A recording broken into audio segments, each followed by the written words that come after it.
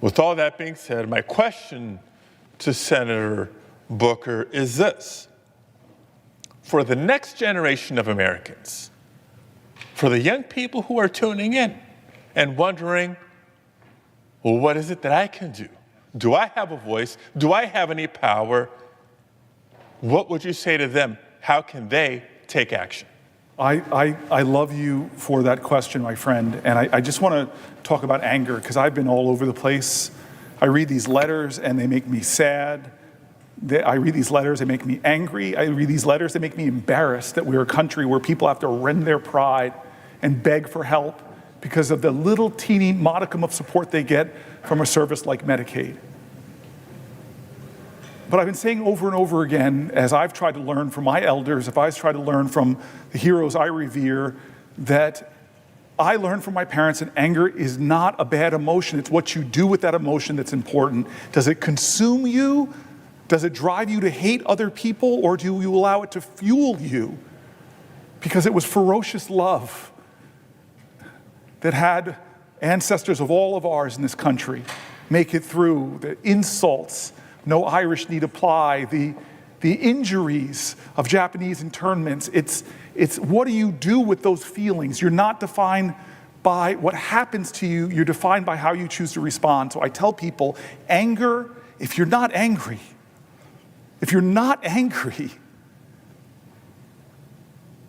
let that fuel you. Well, what about the heartbreak that I feel?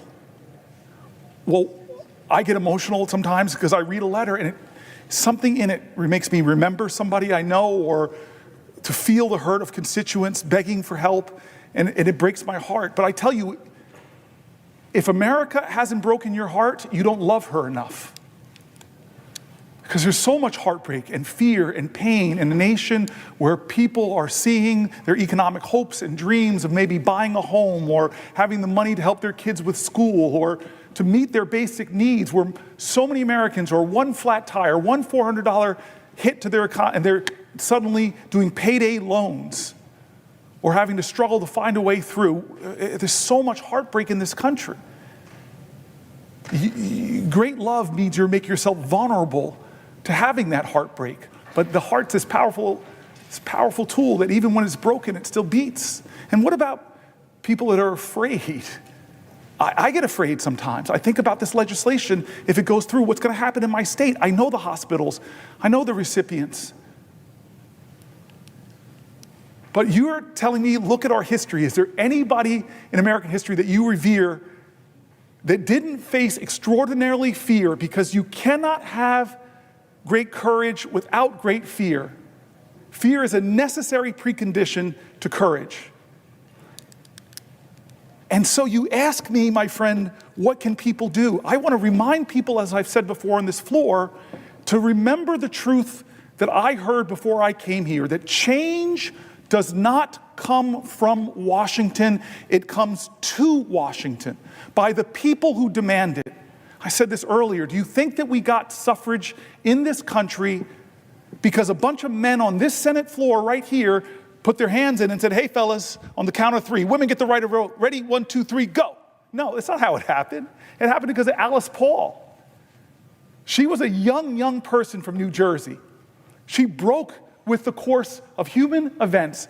Alice Paul, one of my greatest heroes, you know what she did? She caused a heck of a lot of good trouble. Necessary trouble. She is the first American ever, young American in her early 20s, the first American ever to protest in front of the White House.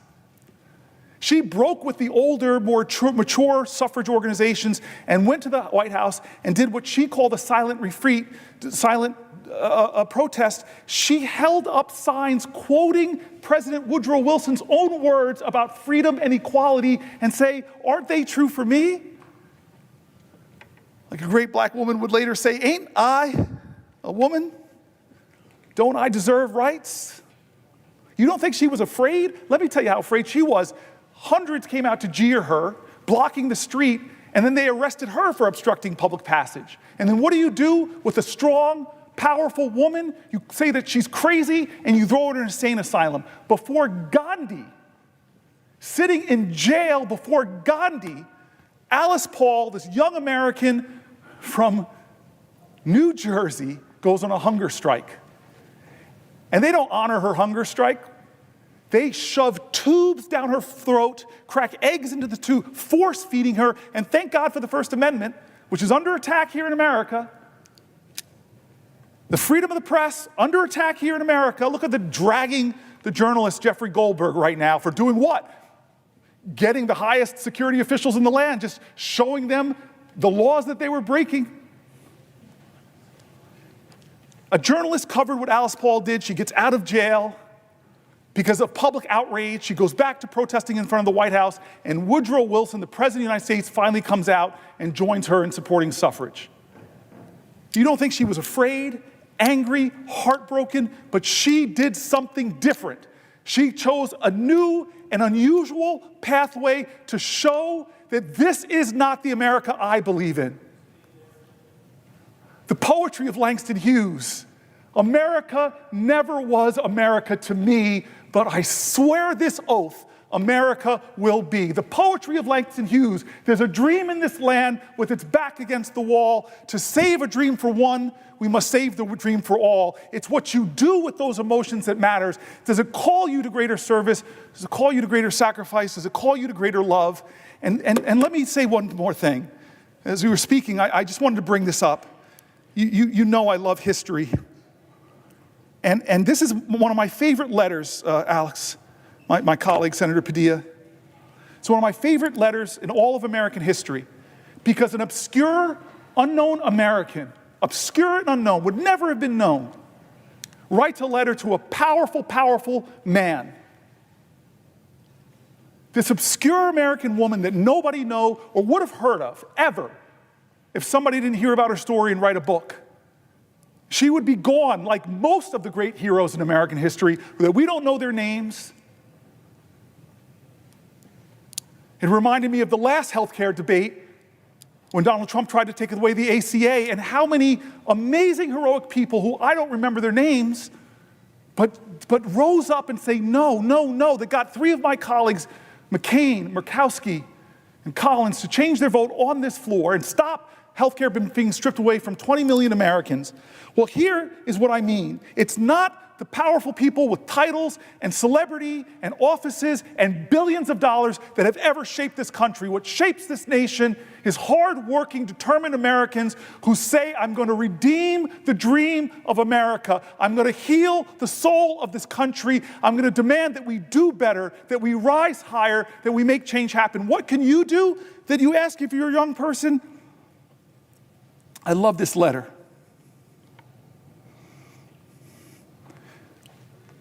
It's written by Frederick Douglass to an unknown person that would have never been heard of if it wasn't for this book. And he writes to his friend, I am glad to know that the story of your eventful life has been written by a kind lady, and the same is soon to be published.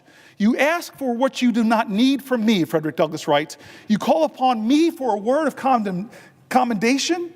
I need such words from you far more than you could need them from me. He says to this unknown woman, especially where your superior labors and devotion to the cause of the lately enslaved of our land are known as I at least know them.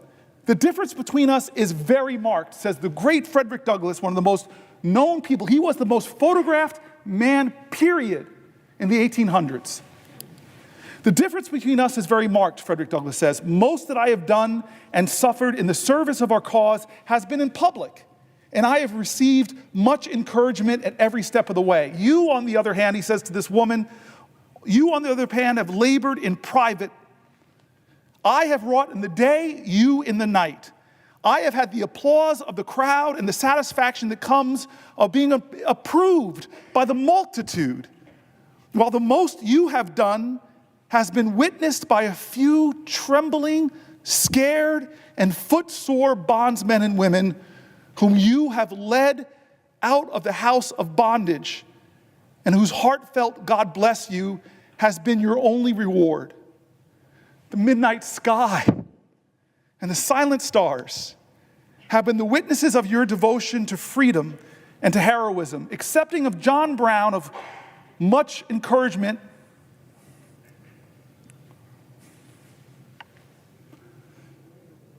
accepting of John Brown of sacred memory, I know of no one who has willingly encountered more perils and hardships to serve our enslaved people that you have. Much of what you have done would seem improbable to those who do not know you as I know you. It is to me a great pleasure and a great privilege to bear testimony for your character and your works, and to say to those to whom may come that I regard you in every way truthful and trustworthy. He gave his legitimacy to this book project, Frederick Douglass, to then an unknown woman who did the most heroic things. Her name was Harriet Tubman.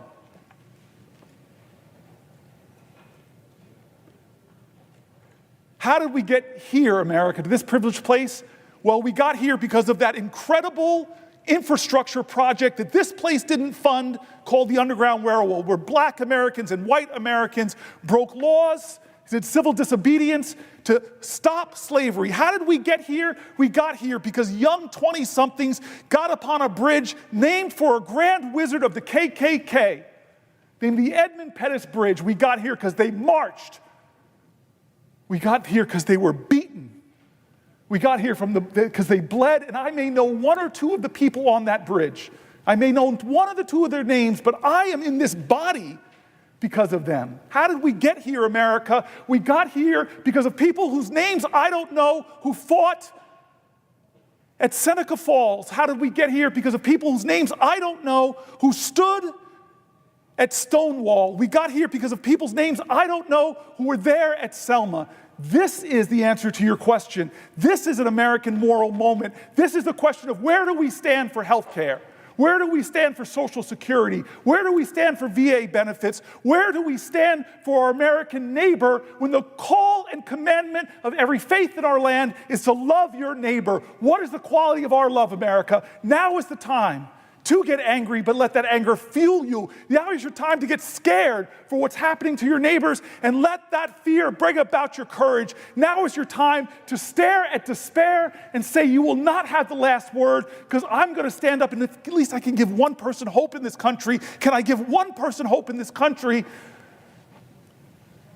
And so what do I want from my fellow Americans? Do better than me. Do better than we in this body. We are flawed and failed people. I see people showing up at our town halls yelling at us, Democrat and Republican, do more. How are you letting this happen? Well, I hate to tell you, we're doing all that I can think of. This is why I'm standing here, to try to give voice to those people. But what is more needed from now is less people sitting on the sidelines, less people being witnesses of American history, and more people determined to make it, to make history, to call to the conscience of this nation, to say, I will not stand for another American to lose their health care for a billionaire. I will not stand for another veteran who's dedicated to stopping the suicide of other veterans to lose their job. I won't stand for the air quality in my community to be made worse because they're letting polluters pollute more. I won't stand for the collective assaults on the Constitution by a man who even the highest judge in our land, a Republican-appointed judge, said, stop threatening and bullying other branches of government. When is it going to be enough? My voice is inadequate. My efforts today are inadequate to stop what they're trying to do.